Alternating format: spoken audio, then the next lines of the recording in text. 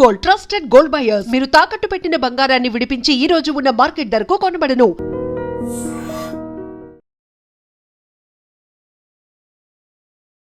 నమస్తే, నేను Kavitha. Welcome to I Dream News and నిజాలు.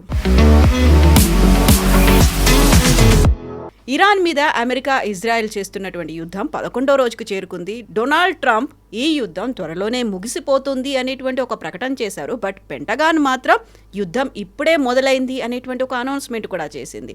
At the same time Donald Trump ఇరాన్లో ఉన్నటువంటి న్యూక్లియర్ ప్లాంట్ల మీద కూడా అటాక్ చేస్తాము అనే మాటతో పాటుగా ఇరాన్ని మేము వదిలేసాము అనేటువంటి ఇంకొక మాట కూడా అంటున్నారు. యాక్చువల్గా డొనాల్డ్ ట్రంప్ ఎందుకని ఇలాంటి డిఫరెంట్ స్టేట్మెంట్లు ఇస్తున్నారు, అక్కడ యాక్చువల్గా ఏం జరుగుతోంది? మనతో పాటుగా ఉన్నారు సీనియర్ జర్నలిస్ట్ సురేష్ కొచ్చతిల్ గారు. సార్ నమస్తే. So Donald Trump right from the beginning different statements అనేవి ఇస్తున్నారు. ఒకటి కాంట్రాడిక్ట్ చేస్తూ ఉన్నటువంటి స్టేట్మెంట్స్. ఈ రోజు మనం మాట్లాడుకుంటున్నవి 4-5 స్టేట్మెంట్లు అన్నీ కూడా ఇరాన్ రిలేటెడ్. అవన్నీ కూడా ఒకదానికొకటి సేమ్ లేవు. అసలు ఎందుకు అలా డిఫరెన్స్ కనిపిస్తోంది? ట్రంప్ ఈ యుద్ధం మొదలుపెట్టినప్పుడే ఆయనకు అర్థం కాలేదు ఎందుకు మొదలుపెట్టామని. ఎందుకు మొదలుపెట్టారంటే ఆ రోజు ఒక ఛాన్స్ దొరికింది వాళ్ళకి. వీళ్ళందరూ ఒక చోట్ల కలుస్తున్నారు, వీళ్ళని ఇవాళ కొట్టాలని. ఆ రోజు కొట్టకపోతే మళ్ళీ ఛాన్స్ ఇంకా దొరకకపోతుండే వాళ్ళకి. బహుశా అది ఉండొచ్చు. లేకుంటే ఏ యుద్ధమైనా ప్లాన్ చేసే ముందు ఒక 2 నెలలు, 3 నెలలు, 4 నెలలు ప్లాన్ చేయాల్సి వస్తుంది. మనం కూడా ఆపరేషన్ సింధూర్ 14 రోజులు తీసుకున్నాం. చిన్న ఒక స్కర్మిష్కి 14 రోజులు. మనకు తెలుసు వాళ్ళ టెర్రర్ అవుట్ఫిట్స్ ఎక్కడ ఉంది. 21 టెర్రర్ అవుట్ఫిట్స్ని ఐడెంటిఫై చేశారు. దాంట్లో 9 కొడతా అని ప్లాన్ చేసిండు, 8 కొట్టారు మనం. కానీ దాన్ని కూడా 14 రోజులు తీసుకున్నాం. చాలామంది మోదీ గారి దగ్గర అడిగారు, అరే ఎందుకు వెయిట్ చేస్తున్నారు, ఇప్పుడే కొట్టచ్చు కదా అని. పెహల్గామ్ కాగానే కాదు. ఈవెన్ శామ్ మనెక్షా గారు 71 వార్ టైంలో ఇందిరాగాంధీ ఇమీడియట్గా పిలిచి చెప్పారు, పాకిస్తాన్ వాళ్ళు చాలా అత్యాచారాలు చేస్తున్నారు, అక్కడ ఢాకా యూనివర్సిటీని పిల్లల్ని చంపేస్తున్నారు, వాళ్ళ ప్రజల్ని చంపేస్తున్నారు బెంగాలీస్ని, మీరు ఇమ్మీడియట్గా ఆర్మీని తీసుకొని ఢాకా వైపు వెళ్ళిపోండి అంటే Sam said no, I need time అన్నారు. ఎందుకని అడిగింది ఇందిరాగాంధీ. ఆ మూవీలో కూడా చాలా బాగా వచ్చింది శామ్ బహదూర్లో డైలాగ్, యాక్చువల్ జరిగిన డైలాగ్ అది. ఏమన్నారంటే ఆయన, ఇప్పుడు వర్షం వస్తుంది, ఫ్లడ్స్ విల్ కమ్, అస్సాంలో మొత్తం నిండిపోతుంది నీళ్ళతో, బెంగాల్లో కూడా అదే సంగతి ఉంటుంది, బ్రహ్మపుత్ర నది, వీ కెనాట్ అప్రోచ్ ఆ ఏరియా, ఇటువైపు గంగా నుంచి అటువైపు బ్రహ్మపుత్ర నుంచి వీ కెనాట్ అప్రోచ్ అన్నారు. సరే మళ్ళీ ఏం చేయాలని అడిగారు. నాకు 6 నెలలు టైం కావాలి. 6 నెలలు అని అడిగా. 6 నెలలు టైం కావాలి, 6 నెలలు టైం ఇవ్వండి, then I show you how fast it can be done. 6 నెలల్లో ప్లానింగ్ చేయాల్సి వచ్చింది వీళ్ళకి. They did a very good planning, అది మెచ్చుకోవాలి శామ్ని. ఆ ప్లానింగ్లో కూడా ఈ ఇండియన్ ఆర్మీ అక్కడ ఉన్న బంగ్లాదేశ్లో ఉన్న ముక్తి బాహినీని ట్రైన్ చేసి వాళ్ళని ఒక పారామిలిటరీ అని చెప్పలేము, ఒక గెరిలా ఫోర్స్ లాగా వాడుకొని పాకిస్తాన్ ట్రూప్స్ మీద దాడి చేశారు. ఇరాన్లో ఆ ఒక పొజిషన్ ఇప్పుడు తీసుకోలేరు. ఇరాన్లో ఉన్న ప్రజలు కూడా ఏం అనట్లేదు ఇప్పుడు. ట్రంప్ ఇప్పుడు నిన్న ఒక స్పీచ్ ఇస్తూ ఏమన్నారంటే యుద్ధం అయిపోయింది, వార్ ఈజ్ ఓవర్. సో అందరు కన్ఫ్యూజ్ అయిపోయారు, ఎక్కడైంది వార్, ఇప్పుడు దాకా మొదలుగా 10 రోజులు అయింది, మీరు బాంబుల మీద బాంబులు వేస్తున్నారు, కానీ మీరు రెజీమ్ చేంజ్ అన్నారు, మీరేమో నెక్స్ట్ ఇరానియన్ లీడర్ని సెలెక్ట్ చేస్తా అన్నారు, ఇప్పుడు ఏమైంది సడన్గా అంటే చాలా క్లియర్గా ప్రెసిడెంట్ ట్రంప్కి ఈ యుద్ధంలో ఉన్న కాస్ట్ అందుకు చాలా క్లియర్గా తెలిసిపోయింది. ఎంత ఖర్చు అవుతోంది అనేది. ఖర్చు అనేది ఒక పార్ట్, అమెరికా జరిగే ఖర్చు, నాన్ మానిటరీ ఖర్చు కూడా చాలా ఉన్నాయి దీంట్లో. ఒకటి, కంప్లీట్ గల్ఫ్ ఈకోసిస్టమ్ డిస్ట్రాయ్ అయిపోయింది. సౌదీ అరేబియా నుంచి, దుబాయ్ నుంచి, అంటే యుఏఈ, ఖత్తర్, బహ్రెయిన్, ఒమాన్, మీరు ఏ రాజ్యమైనా తీసుకోండి, they have suffered. Straight of Hormuz, oil prices 110 దాకా వెళ్ళి 120 దాకా వెళ్ళింది నిన్న. కంప్లీట్ ఈకోసిస్టమ్, ఈ ఈకోసిస్టమ్ ఇంకా నార్మల్కి రావాలంటే మీకు 6 నెలల నుంచి సంవత్సరం పాటు పడుతుంది. ఇది మనం కువైత్ చూసాం, when Saddam Hussein invaded Kuwait recover చేయడానికి ఆల్మోస్ట్ 10 సంవత్సరాలు తీసుకున్నారు. ఎందుకంటే సద్దాం హుస్సేన్ వెళ్తూ అన్ని ఆయిల్ వెల్స్ని తగలబెట్టేశాడు. ఇది కూడా అదే చేస్తారు బహుశా వీళ్ళు. ఇంకా ఇరాన్ లాస్ట్ మూమెంట్లో కూడా ఈ సౌదీస్ని కానీ బహ్రెయిన్ చాలా ఘోరంగా కొడుతున్నారు. దాని తర్వాత ఒమాన్ని ఎక్కువ చేయట్లేదు వాళ్ళు, కానీ డెఫినెట్గా సౌదీ అరేబియా మీద అటాక్ ఉంది, కువైత్ మీద అటాక్ చేస్తున్నారు. ఎందుకంటే వీళ్ళ ఈకో సిస్టమ్ ఆయిల్ మీద డిపెండెంట్ అయి ఉంటుంది, గ్యాస్ మీద డిపెండెంట్ అయి ఉంటుంది, టూరిజం మీద డిపెండెంట్. వాళ్ళని కొట్టారు. ఇప్పుడు వాళ్ళే అంటున్నారు, మమ్మల్ని ఎందుకు కొట్టారు, మేము ఏం చేసామంటే మీరు యుఎస్ బేసెస్ని వాడుకున్నారు, వాళ్ళని మీరు అక్కడ ఉండనిచ్చారు. సో ట్రంప్ది ప్రాబ్లం ఇప్పుడు ఎక్కడ వచ్చిందంటే, ఒకటి అమెరికాలో ఉన్న ఒక పెట్రోల్ బంక్, అంటే వాళ్ళ గ్యాస్ స్టేషన్ అంటారు చూడండి, వాళ్ళ గ్యాస్ స్టేషన్కి వెళ్ళి వాళ్ళ కార్లో గ్యాస్ నింపుకున్నప్పుడు అంటే పెట్రోల్ డీజిల్ నమ్ముకున్నప్పుడు వాళ్ళ ప్రైసెస్ వాళ్ళకి అర్థమైపోయింది ఇరానియన్ సిటిజన్స్కి ఎంత ఖర్చు అవుతుందని. ఇరానియన్ సిటిజన్స్తో పాటు యూఎస్ సిటిజన్స్ కూడా తెలిసిపోయింది. అందరికీ ఇప్పుడు ప్రాబ్లం వచ్చి ఇరాన్లో ఉన్న మొత్తం ఆయిల్ డిపోస్ని తగలబెట్టారు ఇజ్రాయెల్. ఇరానియన్స్ దగ్గర ఫ్యూయల్ లేదు ఇప్పుడు. వీళ్ళేమన్నారంటే వాళ్ళ ఆర్మీ వాడుకుంటున్నారు ఫ్యూయల్, మేము దానికోసం ఆ ఫ్యూయల్ని మేము తగలబెట్టాము బాంక్స్ అని. కానీ అక్కడున్న ప్రజలు కూడా వాడుకుంటారు, అది మర్చిపోతున్నారు. సో ప్రజలు ఇప్పుడు ఒక సింపతి అని ఇనీషియల్ స్టేజ్లో ఉన్నది, ఇప్పుడు వాళ్ళు మాట్లాడలేదు. దాంతోపాటు కరెక్ట్గా నిన్న కొత్త సుప్రీం లీడర్ని ఎన్నుకొని ఆయన పేరు చెప్పిన తర్వాత మీరు చూసుంటారు కొన్ని వాళ్ళ ఆజాద్ చౌక్లో అక్కడ వాళ్ళ మెయిన్ థరోఫేస్లో అంతా నిన్న సెలబ్రేషన్ ఉండే. అది కావాలని చేశారో ప్లాన్ చేశారో మనకు తెలియదు, కానీ anyway it shows a support, measure of support ఒకటి కనిపిస్తుంది. ప్రెసిడెంట్ ట్రంప్కి ఏంటంటే అక్కడ వాళ్ళ దేశంలో అడుగుతున్నారు, మీరు ఈ వార్తో మీకు ఏమొచ్చింది చెప్పండి. సరే మీరు ఇరాన్ది న్యూక్లియర్ అంబిషన్స్ని ఆపారు, ఫినిష్ చేయలేదు. నెక్స్ట్ వాళ్ళ మిసైల్ కెపబిలిటీని కొట్టారు, వాళ్ళ డ్రోన్ కెపబిలిటీ కొట్టారు, కరెక్ట్. కానీ వాళ్ళ పక్కన ఉన్న నేబర్స్ని మొత్తం ధ్వంసం చేశారు కంప్లీట్గా. ఖతార్ ఆపేశారు ప్రొడక్షన్, సౌదీ అరేబియా వాళ్ళ ప్రొడక్షన్ 2 ప్లాంట్లోనే తక్కువ చేశారు. ఆయిల్ ప్రైసెస్ 120కి వెళ్ళింది. లోకంలో ప్రతి దేశం ఇంపాక్ట్ ఉంది. పాకిస్తాన్లో స్కూళ్ళు బంద్ చేసేసారు. శ్రీలంకలో చాలా మటుకు పెట్రోల్ బంక్స్ అన్ని క్లోజ్ చేసేసారు. అంటే మన దగ్గర జరగట్లేదు. మనం we should thank our government for it.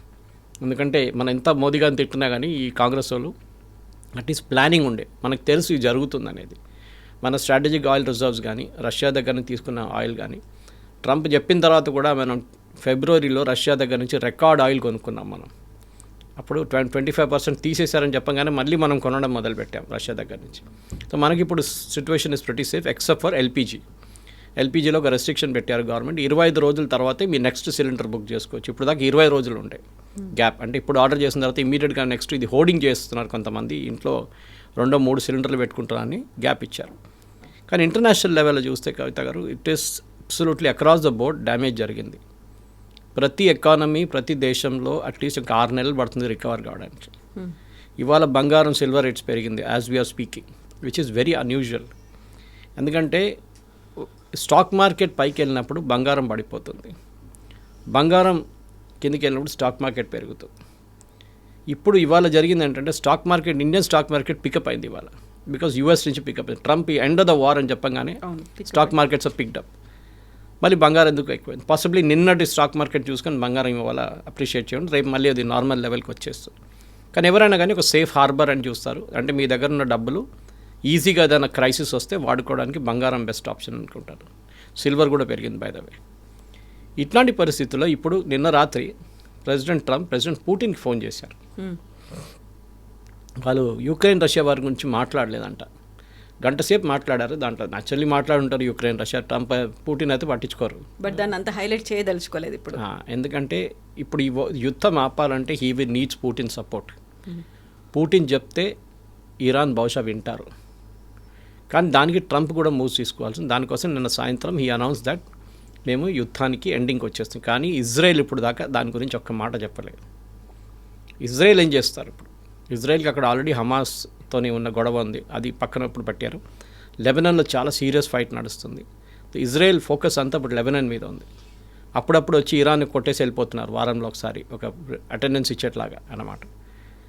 ఇప్పుడున్న దాంట్లో యూఎస్ ఏమంటున్నారంటే మాకు ఎయిర్ సుపీరియారిటీ వచ్చేసింది. కరెక్ట్, ఇరాన్లో ఉన్న ఎయిర్ డిఫెన్స్ మొత్తం కొట్టిపడేశారు. మోస్ట్లీ చైనీస్ మేడ్ ఉంటుంది, అదన్నీ రాడార్స్ అదన్నీ అయిపోయింది. ఇప్పుడు they're having a free run on other anti aircraft guns కూడా లేదు ఇరాన్ దగ్గర ఇప్పుడు. కానీ ఇప్పుడు వాళ్ళ ఐఆర్జీసీ టోటల్ కమాండ్కి వచ్చేసారు కంప్లీట్గా. వాళ్ళ ఇనిషియల్ స్టేజ్లో వాళ్ళ కమాండర్స్ పోయిన తర్వాత, ఇన్ఫ్యాక్ట్ ఎస్టర్డే ఒక అమెరికన్ ఛానల్లో ఒక 4-స్టార్ రిటైర్డ్ జనరల్ చెప్తున్నారు ఇదే పాలసీ లెబనాన్లో ఫాలో చేశారు. లెబనాన్లో అక్కడ నస్రుల్లాని చంపినప్పుడు టాప్ లీడర్షిప్ మొత్తం వైపౌట్ అయిపోయింది. దీన్ని స్లైసింగ్ అండ్ డైసింగ్ అంటారు. ఫస్ట్ లెవెల్ పోగానే నెక్స్ట్ లెవెల్ టేక్ ఓవర్ చేసుకున్నారు. నెక్స్ట్ లెవెల్ని మళ్ళీ కొట్టారు ఇజ్రాయెల్, మళ్ళీ దాన్ని నెక్స్ట్ లెవెల్ పికప్ చేసుకున్నారు. అంటే వాళ్ళ దగ్గర డెప్త్ ఉంది, కమాండ్లో డెప్త్ ఉందన్నమాట. సో ఇది కూడా ఇరాన్లో జరుగుతుంది ఇప్పుడు. మన అందరూ అడుగుతున్నారు ఎవరు దాడి చేస్తున్నారు కువైత్ మీద, ఎవరు దాడి చేస్తున్నారు సౌదీ మీద, ఎవరు దాడి చేస్తున్నారు ఖత్తర్ మీద, అంటే వాళ్ళ దగ్గర ఒక కమాండ్ ఉంది ఇప్పుడు కూడా. అదే మనకి ఆపరేషన్ ట్రిగ్గర్ అనేది ఒకటి చెప్తున్నారు. స్లీపర్ సెల్స్ని డిఫరెంట్ ప్లేసెస్లో యాక్టివేట్ చేశారు, వాళ్ళకు ఒక కోడ్ అనేది వెళ్ళింది అనేది జరుగుతుంది. అమెరికాకి భయం ఏంటంటే స్లీపర్ సెల్స్ ఇరాన్లో కాదు, వాళ్ళ దగ్గర ఏమైనా స్లీపర్ సెల్స్ ఉంటుందా అని భయం. నిన్న మమ్దాని ఇంటి మీద ఒక దాడి జరిగింది, న్యూయార్క్ మేయర్ మీద. ఓకే, అది ఐసిస్ అటాక్ అంటున్నారు. అంటే ఐసిస్ ఇప్పుడు యూఎస్లో ఉన్నారా? అది అంటే న్యూయార్క్ పోలీస్ కమిషనర్ ఇచ్చిన స్టేట్మెంట్. సో ఇట్స్ నాట్ ఏదో రోడ్డు మీద వెళ్తున్న మనిషి చెప్పలేదు ఐసిస్ అని.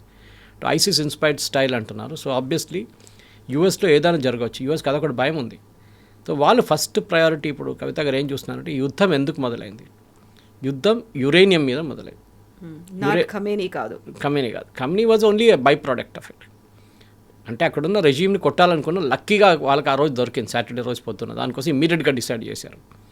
సో మండే రోజు కొట్టాలండే, కానీ మండే రోజు అదే టైంలో మోదీ గారు అక్కడ ఉన్నారు. మండే, ట్యూస్డే, వెనస్డే మోదీ గారు వచ్చిన 2 రోజుల తర్వాతే జరిగింది. అఫ్కోర్స్ మోదీ గారు ఉంటే కూడా బాంబ్ చేస్తే మోదీ గారు ఇమీడియట్ రిటర్న్ అయిపోతారు. That diplomatically that would have been sorted out. ఇప్పుడు వాళ్ళ దగ్గర వహీదీ అని చెప్పి వాళ్ళ ఐఆర్జీసీ కమాండర్ టేక్ ఓవర్ చేసుకున్నారు. ఆయన కుద్స్ ఫోర్స్ అని చెప్పి వాళ్ళ దగ్గర స్పెషలైజ్డ్ యూనిట్ ఉంది, దాన్ని హెడ్ చేస్తున్నారు. He's back in command. ఆయన చనిపోలేదు ఈ అటాక్లో. సో ఆయన వన్ ఆఫ్ ద మిగిలిపోయిన వాళ్ళనమాట. ఆయన ఫార్మర్ డిఫెన్స్ మినిస్టర్ కూడా ఉండే. సో ఆయన ఇప్పుడు కమాండ్లో ఉన్నారు. బహుశా ఆయన ఇప్పుడు ఇజ్రాయెల్ టార్గెట్ చేస్తారో చెప్పలేం. కానీ ఈ స్లైసింగ్ అండ్ డైసింగ్ ఆఫ్ హైరార్కీలో ఇప్పుడు కొత్త కమాండ్స్ వచ్చారు ఇరాన్లో. సో దానికోసం వాళ్ళు అటాక్స్ని తట్టుకుంటున్నారు. ఇప్పుడు ఎంతమంది డిస్ట్రాయ్ చేసినా కానీ వాళ్ళు మళ్ళీ కొడతారు. ఫస్ట్ డే 180 మిసైళ్ళు కొట్టారు ఫస్ట్ డే. సెకండ్ డే అది 120కి తగ్గింది. 3వ రోజు అది 75 అయింది, మళ్ళీ 50 అయింది. నిన్న 25 మిసైల్స్ కొట్టారు. డ్రోన్స్ పక్కన పెడదాం మనం. డ్రోన్స్ వాళ్ళ దగ్గర కచ్చరాలాగా డ్రోన్స్ ఉన్నాయి, వాళ్ళు కొడుతూనే వెళ్తున్నారు డ్రోన్స్ అనమాట. కానీ యూఎస్కి ప్రాబ్లం ఎక్కడ వచ్చిందంటే వాళ్ళకు ఒక సెక్యూరిటీ స్ట్రాటజీ లేదు. ఇన్ఫ్యాక్ట్ వాళ్ళ దగ్గర ఒక క్రూషియల్ పోస్ట్ వేకెంట్గా ఉంది, నేషనల్ సెక్యూరిటీ అడ్వైజర్. మన దగ్గర అజిత్ దోవల్ గారు ఉన్నట్లు. దట్ వాజ్ ట్రంప్ ఎప్పుడు ఫిలప్ చేయలేదు ఇప్పుడు దాకా. ఎందుకో ఆయన ఫస్ట్ టర్మ్లో ఉండే కానీ సెకండ్ టర్మ్లో లేదు ఇప్పుడు ఈసారి. దానికి ఎందుకంటే ఆయనకు చెప్పిన మాట ఆయన మాటనే అందరు వినాలని ఉంది. So maybe the national security advisor దీనికి I think John Bolton somebody was there before. ఇప్పుడు ఆ పోస్ట్ ఎవరు లేరు ఇప్పుడు. ఆ పరిస్థితిలోనే ఇప్పుడు జనరల్ కేన్ మొన్న chief of staff US army బ్రీఫింగ్లో పీట్ హెస్కే తన బ్రీఫింగ్లో ఏం చెప్పారంటే ఇరాన్ని మేము కంట్రోల్, వాళ్ళ ability to have control outside Iran అది మేము తగ్గిస్తున్నాము.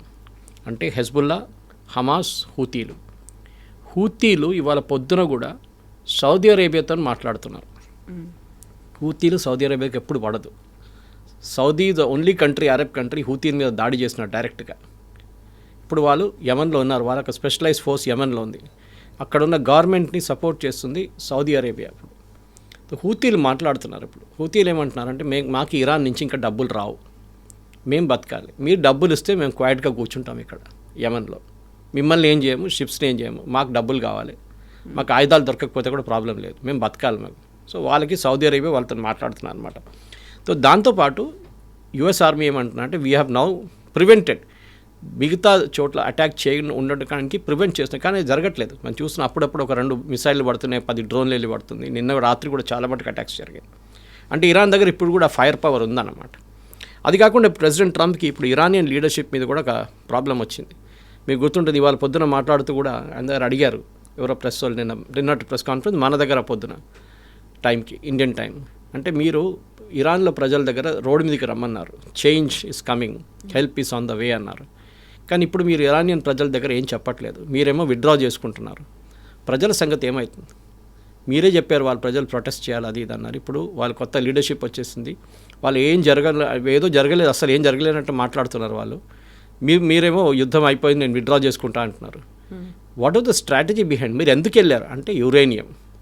ఇప్పుడు ఈ యురేనియంకి ఏంటి ఏం చేయబోతున్నారు, అదొకటి మెయిన్ టార్గెట్ అనమాట.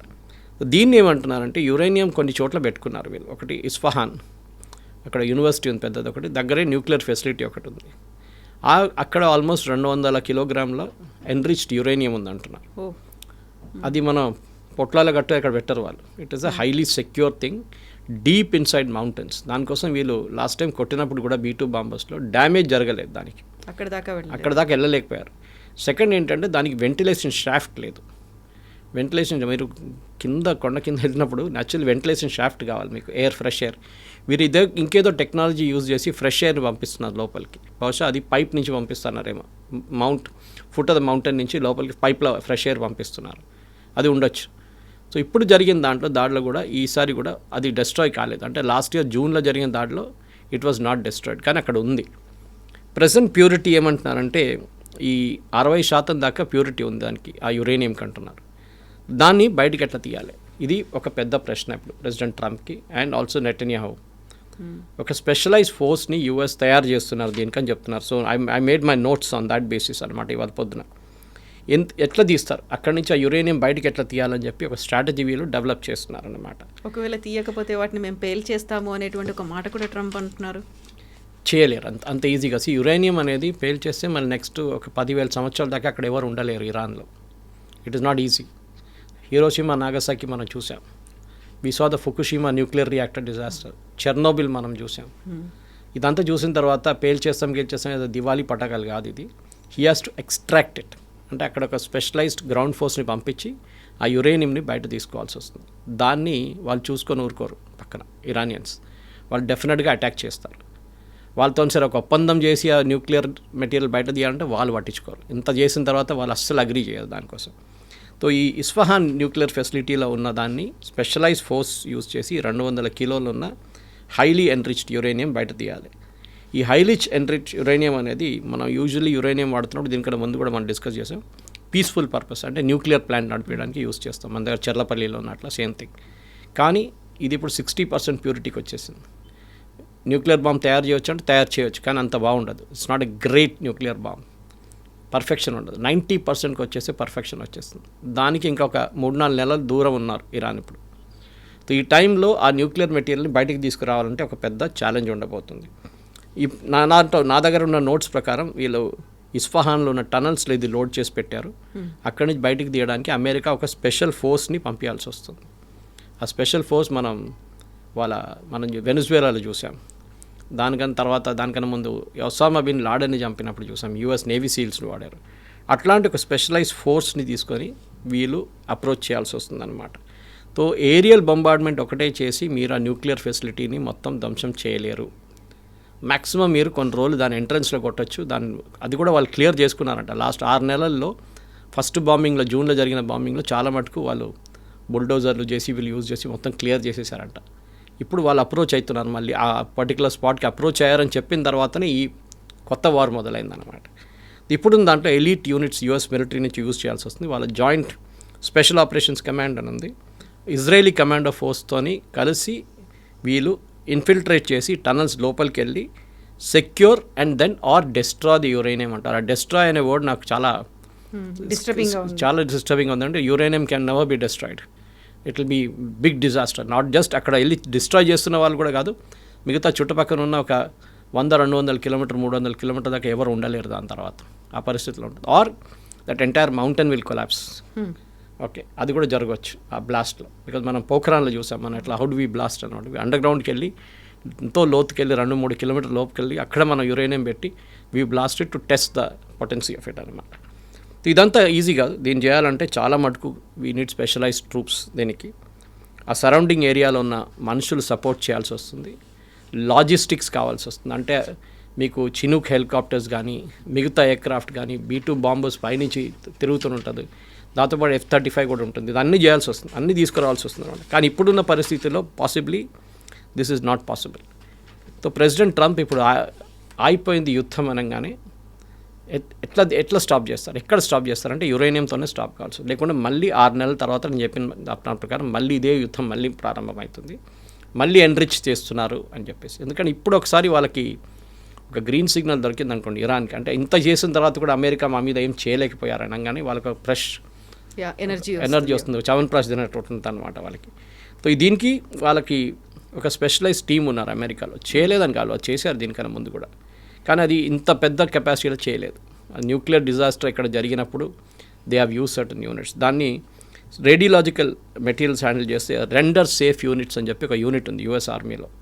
వాళ్ళ పని ఇది న్యూక్లియర్ అసెట్స్ని సెక్యూర్ చేయడం అనేది. వాళ్ళకు స్పెషలైజ్డ్ డ్రెస్సెస్ ఉంటుంది, వాళ్ళ స్పెషల్ కమాండ్ వాళ్ళ దగ్గర ఉంది, వాళ్ళు ఆపరేట్ చేస్తారు. అందరు వెళ్ళి మీరు ఒక నార్మల్ జవాన్ని సోల్జర్ని తీసుకెళ్ళి న్యూక్లియర్ మెటీరియల్ హ్యాండిల్ చేయమంటే వాళ్ళకి తెలియదు. They cannot even make out అనమాట. సో దానికోసం ఉన్న ఈ టీం రెడీగా ఉన్నారు. వాళ్ళు న్యూట్రలైజ్ చేసి ఆ ఫెసిలిటీని either they make it unusable, అంటే దాన్ని మొత్తం ఎంట్రన్స్ని డెమాలిష్ చేసేస్తే లోపల మళ్ళీ ఒక 100 కిలోమీటర్ వద్ద ఒక ఆల్మోస్ట్ 200 మీటర్లు 300 మీటర్లు కంప్లీట్ బ్లాక్ చేసేసి డెమాలిష్ చేస్తే దాని లోపలికి ఎవరు వెళ్ళలేరు. ఆ పరిస్థితి కూడా తీసుకురావచ్చు కావాలంటే, అది కూడా చేయొచ్చు. ఇంకొంటే Tier 1లో దీంట్లో స్పెషల్ ఆపరేషన్స్ యూనిట్ ఉంటుంది, ఎక్స్ప్లోజివ్ డివైజెస్ ఉంటాయి, టీం ఉంటారు, డిస్పోజబుల్ పర్సనల్ ఉంటారు. అది కాకుండా అవుటర్ సెక్యూరిటీ మెయింటైన్ చేయడానికి. ఇదన్నీ నడుస్తున్నప్పుడు బయట నుంచి వచ్చి ఎవరైనా వాళ్ళ మీద దాడి చేయకూడదు. ఇరాన్ మళ్ళీ ఒక మిసైల్ ఫైర్ చేస్తే, డ్రోన్లు ఫైర్ చేస్తే లోపల ఉన్న వాళ్ళ ప్రాబ్లం అయిపోతుంది. ఇదంతా నెక్స్ట్ 1 వీక్లో జరుగుతుంది, లేకుంటే ఫినిష్డ్, యుద్ధం అయిపోయినట్లని, వితౌట్ ఎనీ ఎండ్ రిజల్ట్. దీనికి ఒక 75th రేంజర్ రెజిమెంట్ అని ఒకటి ఉంది, 82nd airborne division and including M130J and M47 Chinook helicopter మన దగ్గర ఉంది. ఇండియన్ ఎయిర్ ఫోర్స్లో చినూక్ హెలికాప్టర్, దానికి 2 రోటర్స్ ఉంటుంది. కానీ ఈ ప్రాబ్లమ్ ఈజ్ ఈ M30 అనేది MCJ-30J అనే ఎయిర్క్రాఫ్ట్ అది సైప్రస్లో ఉంది ఇప్పుడు. అది సైప్రస్ నుంచి ఎక్కడైనా దగ్గరకు తీసుకురావాల్సి వస్తుంది. Either it be at Qatar air force base or Saudi air force బేస్లో తీసుకురావాల్సి వస్తుంది యూఎస్ దగ్గర నుంచి అటాక్ చేయడానికి అనమాట. లాజిస్టిక్స్ ప్లానింగ్ చాలా ఎక్స్పెన్సివ్గా ఉండబోతుంది. This is a huge operation చేయాలంటే. చేయకుంటే ఈ యుద్ధాన్ని ట్రంప్ ఏదో ఓడిపోయినట్లనే ఉంటుంది. ఎందుకంటే ఎండ్ రిజల్ట్ ఆబ్జెక్టివ్ ఎప్పుడు మీరు అచీవ్ చేయలేదు. అది మెయిన్. గొప్పగా గట్టిగా చెప్పుకోవడానికి ఉండాలి కదా ఒక రిజల్ట్ అనేది. ఎందుకంటే ఇప్పుడు ఈ జరిగిన దానికి కవిత గారు, యుద్ధం మనం ముందు కూడా మాట్లాడుకున్నాం, యుద్ధం మొదలు చేయడానికి చాలా ఈజీగా ఉంటుంది, కానీ దాన్ని ఆపడం అనేది చాలా టఫ్. ఎక్కడ స్టాప్ చేయాలని మీకు ఒక క్లారిటీ ఉండాలి. అది ట్రంప్కి క్లారిటీ లేదు. ఎవరో అన్నారు, this is a war in search of a strategy, not a strategy in search of a war అని. ఓకే, అది అయిపోయిందన్నమాట. స్ట్రాటజీ లేకుండా మొదలుపెట్టారు యుద్ధం.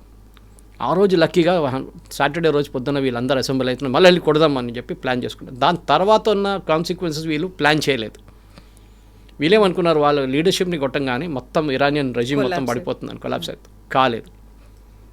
వాళ్ళు అటాక్ ఆ డే నుంచి మొదలుపెట్టారు. వీళ్ళేమనుకున్నారంటే ఒక 4 రోజుల తర్వాత వీళ్ళు అటాక్ చేస్తారు. అది కూడా యుఎస్ ఎయిర్ ఫోర్స్ బేస్ మీద అటాక్ చేస్తారు. వాళ్ళు ఎప్పుడు వాళ్ళ కళ్ళలో కూడా కనలేదు దట్ వాళ్ళ నైబర్స్ని అటాక్ చేస్తారు, వాళ్ళ ఎకనామిక్ అసెట్స్ని కొడతారు. దుబాయ్ ఎయిర్పోర్ట్ కానీ, కువైత్ ఎయిర్పోర్ట్ కానీ, సౌదీ ఆయిల్ ఫీల్డ్స్ కానీ, ఖతార్ గ్యాస్ ఫీల్డ్స్ కానీ వీళ్ళు కొడతారని ఎప్పుడు ఆలోచించలేదు వీళ్ళు యుఎస్. అది జరిగింది. నష్టాల్లో ఇజ్రాయెల్ కూడా చాలా నష్టాలు జరిగినాయి. యుఎస్ ఎయిర్ ఫోర్స్ బేస్ కువైట్లో 6 మంది వాళ్ళ సోల్జర్స్ చనిపోయారు. అప్పుడు యుఎస్ సోల్జర్స్ చనిపోయారు. ఇప్పుడు ఇంకా 2 పోయారు. ఇప్పుడు 8 మంది టోటల్. ఇంకా ఎక్కువ అయితే 20-30 మంది అయితే డెఫినెట్గా Trump next mid term elections 100% ఓడిపోతారు. ఇప్పుడే చాలా దారుణ పరిస్థితులు. ఎందుకంటే నేను చెప్పాను చూడండి, యుఎస్ కస్టమర్స్ అడుగుతున్నారు, మేము బంక్కి వెళ్తున్నాం, మీరేదో $3 కన్నా తక్కువ పెడతా అన్నారు, $2.95 అన్నారు. ఇప్పుడు చూడండి ఎక్కడికి వచ్చింది, $4 చేరుకుంటుంది. We don't want this war. యూఎస్లో కూడా ఒక పుష్ బ్యాక్ వచ్చేస్తుంది దీని వ్యతిరేకంగా. కానీ ట్రంప్ ఇంత దూరం వెళ్ళిన తర్వాత మళ్ళీ తిరిగి రావాలంటే he has to show some result. ఆ రిజల్ట్ ఇప్పుడు నేను మాట్లాడినాను. ఎందుకని ఇంట్రెస్టింగ్లీ పెంటగాన్ ఇంకా యుద్ధం కంటిన్యూ అవుతుంది, ఇప్పుడే మొదలైంది యుద్ధం అనేటువంటి ఒక స్టేట్మెంట్ అక్కడ నుంచి వచ్చింది. Cross purposes. ఎందుకంటే పీట్ హెస్గెత్ ఉన్నారు చూడండి, he's a department of war అని పేరు మార్చుకున్నప్పుడే మీకు తెలిసిపోతుంది. డిపార్ట్మెంట్ ఆఫ్ డిఫెన్స్ కాదు, డిపార్ట్మెంట్ ఆఫ్ వార్. ఎన్ని సంవత్సరాలు యూఎస్లో ఆ డిపార్ట్మెంట్ పేరు పెంటగాన్లో డిపార్ట్మెంట్ ఆఫ్ డిఫెన్స్ అని ఉండే. మనది కూడా డిఫెన్స్ మినిస్ట్రీ అంటాం మన దగ్గర, రక్షా మంత్రి అంటాం మనం డిఫెన్స్ మినిస్టర్ని, రక్షా. కానీ ఇప్పుడు ఈయనేమో వార్ అంటే హీస్ గోయింగ్ ఫార్ ఇట్ అనమాట. వీళ్ళు పీస్ కోసం కాదు, వీళ్ళు వార్ కోసమే ఉన్నారు అన్నమాట తెలిసిపోయింది చాలా క్లియర్గా. ఆ ఒక ర్యాంబో యాటిట్యూడ్ ఉంది చూడండి, మొత్తం లోకమంతా నేను క్లియరప్ చేస్తాను, టాప్ గన్ లాగా నేనే ఉన్నాను, అంత అమెరికన్ వార్ మిషనరీని దాంట్లో చూపిస్తారు ఒక యాటిట్యూడ్ లాగా. అది పోయింది ఇప్పుడు.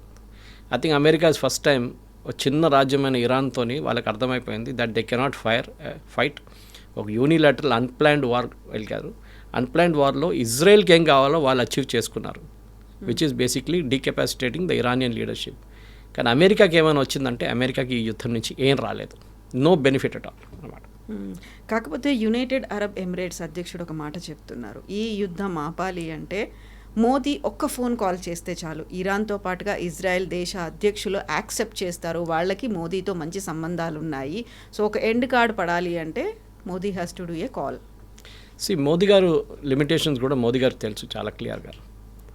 నెటన్యాహు ఫిలాసఫీ ఏంటంటే అది మన ఫిలాసఫీ కూడా అంతే, దట్ టెర్రరిజం అనేది we will not accept it, అది చాలా క్లియర్.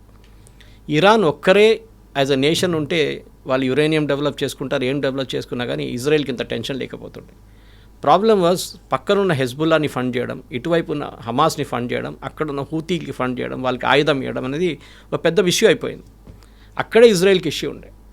ఇప్పుడు మోదీ ఫోన్ చేస్తే కూడా ఏమంటారు, ఓకే ఐ విల్ ట్రై అంటారు. కానీ వాళ్ళ ప్రజలు అక్కడున్న వాళ్ళ ఎస్పెషలీ రైట్ వింగ్ వాళ్ళ దగ్గర కోయిలేషన్ గవర్నమెంట్ ఉంది అక్కడ. ఇట్ ఈస్ నాట్ నెటన్యాహుకు ఆయన ఓన్ మెజారిటీ లేదు అక్కడ. ఇజ్రాయెల్ ఎప్పుడు ఉండదు, ఎప్పుడు కోయిలేషన్ గవర్నమెంట్ ఉంటుంది. దాంట్లో right wing ultra hard core right wing party ఉన్నారు. వాళ్ళు సపోర్ట్ విత్డ్రా చేస్తే రేపు నెటన్యాహు గవర్నమెంట్ ఉండదు. వాళ్ళకేంటంటే ఫినిష్ ఇరాన్ కంప్లీట్లీ. ఇరాన్ అని కాదు, వాళ్ళకి ప్రతి గాజా కానివ్వండి, ఈవెన్ వెస్ట్ బ్యాంక్లో వాళ్ళు అంటున్నారు, ఇటు లెబనాన్లో వాళ్ళు ఏమంటున్నారు, కంప్లీట్ మేము అసలు అంగీకరించాము ఏ దేశంని. So Netanyahu is more like a left wing ఇప్పుడు యాక్చువల్లీ చూస్తే. సెంటర్లో ఉన్నారు, సెంటర్ ఆఫ్ ద రైట్ అని చెప్పొచ్చు, కానీ వీళ్ళేమో ఎక్స్ట్రీమ్ రైట్ వింగ్ ఉన్నారు. ఈ పరిస్థితిలో మోదీ గారు ఫోన్ చేసినా ఫోన్ చేయకపోయినా కానీ నెటన్యాహు విల్ టేక్, ఆయనకు ఎండ్ రిజల్ట్ కావాల్సింది ఏంటంటే ఇరాన్లో ఈ రెజీమ్ ఉండకూడదు. కానీ అది ఇప్పుడు జరగట్లేదు. అది యాక్చువల్లీ యూఎస్ మీద ఉండే ఆ పని. కొత్త రెజీమ్ని తీసుకురావడం అనేది రెస్పాన్సిబిలిటీ యూఎస్ మీద ఉండే, కానీ యూఎస్ అది అచీవ్ చేయలేకపోయారు. ట్రంప్ అది ఒక గేమ్. ట్రంప్కి అసలు కన్ఫ్యూజ్డ్ ఉన్నారు. మీరు చెప్పాను చూడండి స్టార్టింగ్లోనే, ఒకరోజు ఒక మాట అంటారు, నెక్స్ట్ ఇంకో మాట అంటారు, మూడో రోజు ఇంకోటి అంటారు. రెజీమ్ చేంజ్ అన్నారు, Iranian people have to come to the street అన్నారు. దానికన్నా 6 గంటల ముందు అన్నారు మీ స్ట్రీట్ మీద రాకండి, మిమ్మల్ని మేము ఫైరింగ్ చేస్తున్నాం, మీ మీద వచ్చి పడుతుందేమో అని చెప్పేసి. ఇప్పుడు ఇరానియన్ ప్రజలు కూడా అర్థం చేసుకున్నారు, మాకు అమెరికా నుంచి సపోర్ట్ ఏం రాదు. మేము 1500 మందిని కోల్పోయాం. రోడ్డు మీద వెళ్ళి ప్రొటెస్ట్ చేసిన వాళ్ళని చంపేశారు వీళ్ళు. బజీజ్ ఫోర్సెస్ ఉన్నారు, వాళ్ళు ఈ మిలిషియా గ్యాంగ్, వాళ్ళు రోడ్ల మీద తిరుగుతున్నారు, బైక్ల మీద తిరుగుతారు. వాళ్ళు ఎవరిని కనిచిన రోడ్డు మీద కనిపించినా బుర్కా లేకుండా వాళ్ళు చంపేస్తారు. ఒక మహిళ తెలియని ఒక మగని తన రోడ్డు మీదకి వెళ్తే వాళ్ళని చంపేస్తారు. ఇదంతా అక్కడ జరుగుతుంది ఇరాన్లో. ఇది ఎంత ప్రాబ్లం ఎక్కడ వచ్చిందంటే ట్రంప్కి ఒక ప్లాన్ లేకుండా యుద్ధంలో దిగారు. ఇప్పుడు అందరూ అంటున్నారు, అమెరికాలో ఉన్న రిటైర్డ్ 4-స్టార్ జనరల్స్, పెంటగన్లో ఉన్న ముందు అడ్వైజర్స్, ప్రెసిడెంట్ ట్రంప్కి ఫస్ట్ టర్మ్లో ఉన్న అడ్వైజర్స్ అందరూ ఇదే అంటున్నారు, he went to the war without a plan. Israel went to the war with a plan. అది డిఫరెన్స్ అనమాట. ఇజ్రాయెల్ చాలా క్లియర్, మాకు రెజీమ్ హెడ్ని కొట్టాం, నస్రుల్లాని కొట్టాం, ఈ ఖమేని కొట్టాం, అయిపోయింది మాది, we have achieved our objective. Next level దిగొస్తారో వాళ్ళు బిహేవ్ చేయకపోతే వాళ్ళని కూడా మేము కొడతాం. బట్ యూఎస్కి దీంట్లో ఏముందనేది ఎవరికి అర్థం కావట్లేదు. యూఎస్కి ఏంటంటే మెయిన్ ప్రాబ్లం వీళ్ళది న్యూక్లియర్ ప్రాబ్లం.